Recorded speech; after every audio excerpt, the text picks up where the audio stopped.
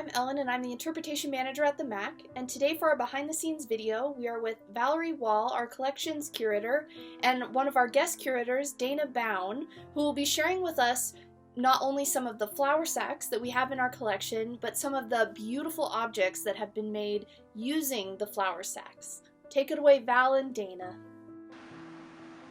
Hello, I'm Val Wall. I'm the Museum Collections Curator at the Northwest Museum of Arts and Culture, and we're here today down in storage. Particularly, we're in the storage room that holds all the textiles. And right now, we're working on a future exhibit about flour sacks, and we have our guest curator here, Dana Bown, who's a local textile researcher. We've been working together to find out a little bit more about our flour sacks and thought we might share that with you today. All right, so women living on farms and rural communities probably always recycled and probably always used cloth flour sacks for clothing and household items. But during the 1920s and 30s and into the 40s especially, urban women were targeted too by manufacturers and advertisers. And there were a lot of booklets published with suggestions on how to use flour sacks for clothing, and a lot of patterns were published and instructions and things like that. So it was a very popular activity during the 20s, 30s, and 40s.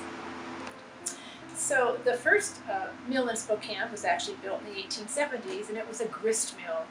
And for centuries, wheat was ground by stones, either animal-powered or water-powered, and then roller mills began to be invented. The first commercially successful big roller mill was built in Minneapolis in 1878, where steel rollers were used to grind the flour. Spokane quickly adapted to that, and by 1900, Spokane was considered to have ranked 7th in the nation in milling capability. So the very first roller mill was built in the 1880s, and this dress was made at that time, and we have a special surprise inside. This is lined with pieces of flour sack from that very first roller mill that was on Hammermill Island, what we call it now.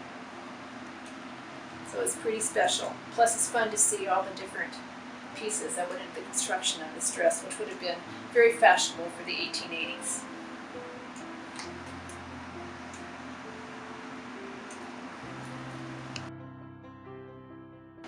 So this is one of my very favorite quilts from the Max collection. I just think it's so cheerful.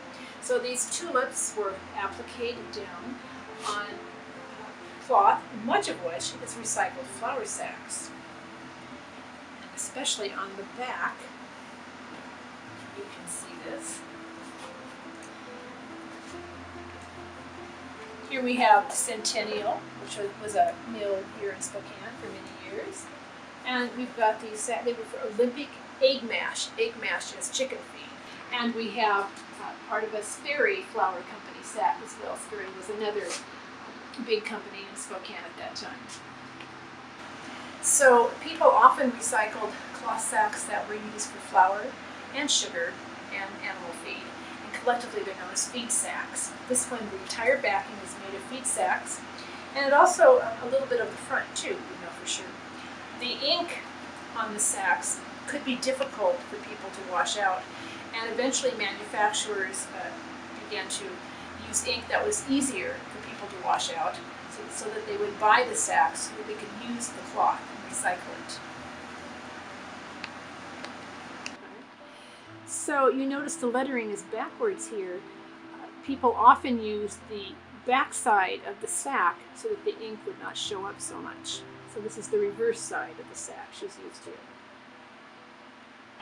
So the Sperry Flour Company didn't just make flour, it also produced chicken feed. And here's an example of an apron that was made from a sure-build chicken feed sack.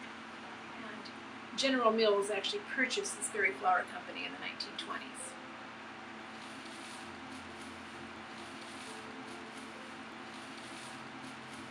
And this lovely nightgown was made from recycled flour sacks.